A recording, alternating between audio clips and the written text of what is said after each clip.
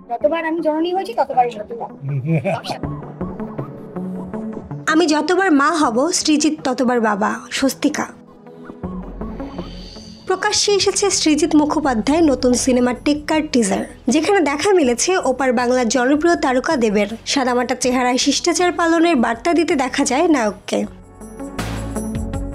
টিজারের শুরুতেই দেবকে বলতে শোনা যায়, পৃথিবীর সবচেয়ে বড় অপরাধ গরিব হওয়া। সমাজে ভূতের মতো ঘুরে বেড়ালেও যাদের খোঁজ কেউ রাখে না, কেউ চেনে না, তবে এবার চিনবে।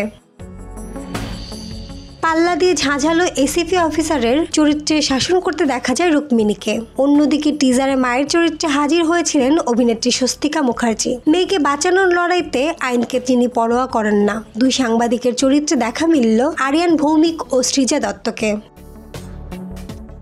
টিজার প্রকাশের অনুষ্ঠানে স্বস্তিকাকে দেখা যায় পরিচালক সৃজিত মুখোপাধ্যায়ের সঙ্গে। সংবাদ সম্মেলনে নিজেদের পুরনো প্রেম নিয়ে কথা বললেন অভিনেত্রী,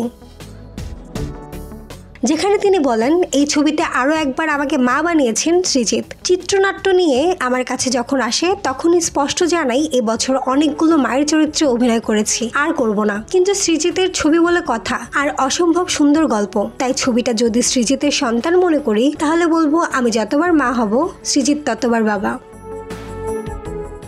স্বস্তিকার কথায়, এই ছবিতে আমাকে দেখা যাবে এক লড়াকু মায়ের চরিত্রে। পৃথিবীতে যত রকম মা রয়েছেন প্রত্যেকের নিদর্শন হয়ে উঠছি আমি। এই ছবিতেও বেশ অন্যরকম ভাবে সৃজিত আমার চরিত্রটা তৈরি করেছে। আশা করছি দর্শকের পছন্দ হবে।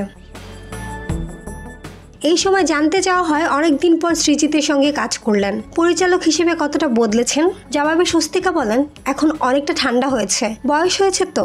বেশ কিছু দৃশ্যে দেখলাম নিজেই ক্যামেরা চালাচ্ছে, তার মানে টেকনিক্যালি স্ট্রং হয়েছে। ও এখন বড় ক্যানভাসের সিনেমা ভালোই সামলাতে পারে। তবে এখন আগেরই মতো হাড় জ্বালিয়েছে সৃজিত। হুটহাট সিদ্ধান্ত নেওয়ার একেবারে মাস্টার। মাহমুদ আঞ্জুম বৃষ্টি, ডেস্ক রিপোর্ট, কথা কম।